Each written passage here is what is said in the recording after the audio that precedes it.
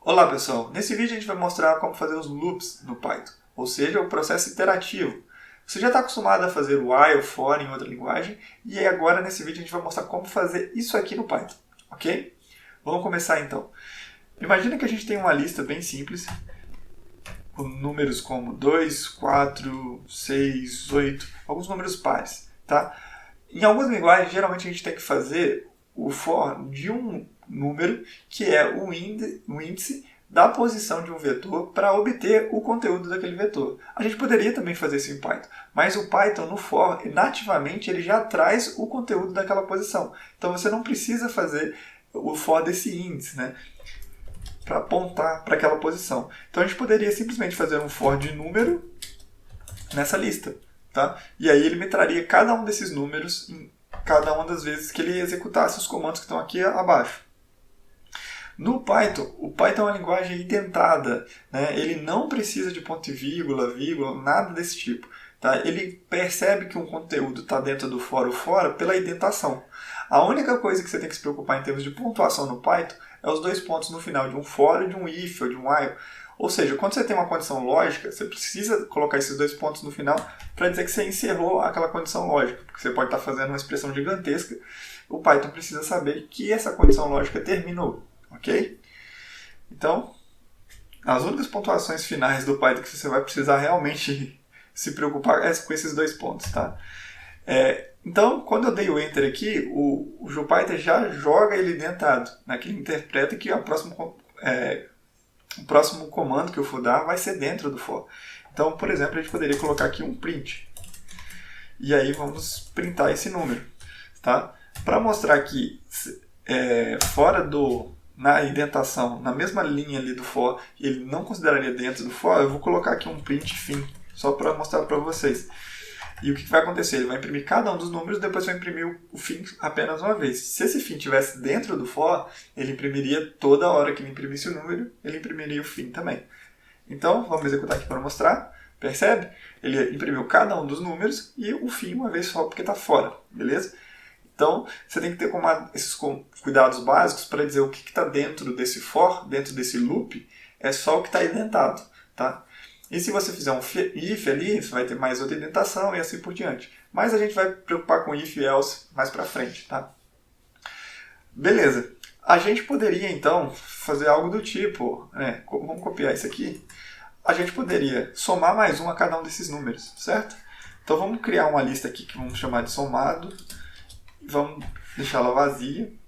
E aqui vamos vir aqui, somado.append, dele colocar mais esse número somado mais um. Tá? E vamos imprimir aqui o somado para mostrar o resultado. Então, se tudo correr bem, ele vai executar 3, 5, 7 e 9, certo? Ele vai somar a cada um desses elementos. Tá? E foi isso que aconteceu. Tá, mas não tem uma forma mais simples de fazer isso no Python? Tem. O Python tem um conceito de list comprehension, que você pode fazer um for dentro de uma lista. E isso faz com que todos esses comandos ali, do for, do somado, do append, tudo se resuma a uma lista só. Tá? Desse tipo aqui, ó. Somado é igual ao número mais um for número in naquela lista que a gente tem ali. Deixa eu copiar ela para facilitar. Então perceba que o for que estava aqui nessa linha veio para dentro da lista e esse comando que está sendo executado aqui está aqui dentro. E ele já está salvando isso na lista. Então se a gente for e dar um print aqui no somado no final, perceba que ficou exatamente idêntico. E essa list comprehension não só mais limpa de escrever no código, mas ela também geralmente é bem mais rápida. Tá? Então esses comandos nativos de Python, eles costumam ser muito mais velozes se você fizer algo desse tipo. Se ainda você trazer um index, você poderia até fazer aqui um for de i e depois pegar cada posição dessa lista. Você poderia fazer isso, mas ele ficaria bem mais lento ainda. Então quanto mais você se preocupar em fazer linguagens nativas, o uso da linguagem nativa, né, de termos nativos como list comprehension do Python, eles geralmente vão ser bem otimizados. Tá? Então preferencie eles. E vamos mostrar agora como faz um while. O while é bem simples, né? O while é basicamente um comando lógico. Tá? Então vamos colocar aqui o i, vamos colocar um comando, opa, ele acabou pulando para cima, Vamos colocar aqui total igual a 0, while total menor que 0. Aqui os dois pontos para determinar a condição lógica. Total menor que 5, né? Senão já nem vai entrar. Total menor que 5. E aqui vamos colocar total mais 1. Aqui percebam que está identado, tá? Então ele vai entender o que estiver executando aqui dentro. Vai ser dentro do while, tá? Então eu coloquei aqui o total é igual ao total mais 1. Então eu vou acrescentar e ele vai terminar o while quando ele passar de 4, no caso quando ele chegar em 5. E aí a gente pode ver aqui o total.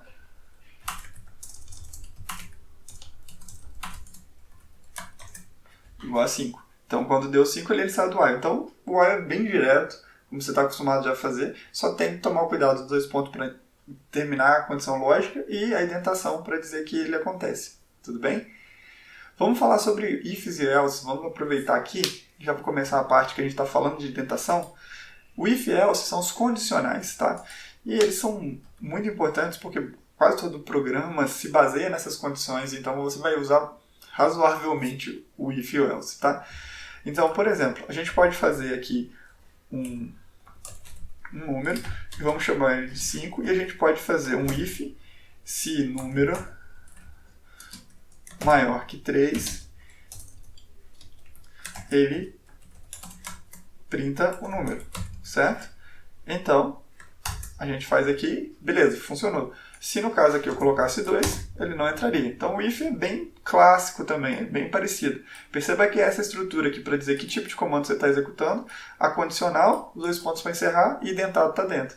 Tanto o for, como o if, como o while, tem essa mesma estrutura simples, tá? E se a gente pudesse também, poderia fazer um else aqui. Que aí a gente poderia fazer, por exemplo, aqui no else ele também vai precisar dos dois pontos, tá? Para dizer que foi encerrada essa condição. Ele tem o if, se não for o if, ele vai para o else. Então, vamos colocar aqui um print número mais 1, tá? Então, nesse caso aqui, já que ele não é maior que 3, ele vai vir 2 e ele vai somar mais 1. E no caso vai imprimir 3 no final.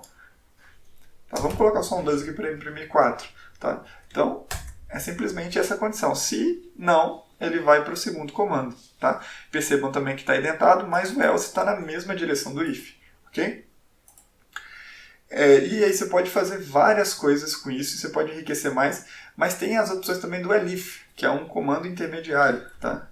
Vamos fazer aqui o uso do elif. Vamos fazer um for, certo?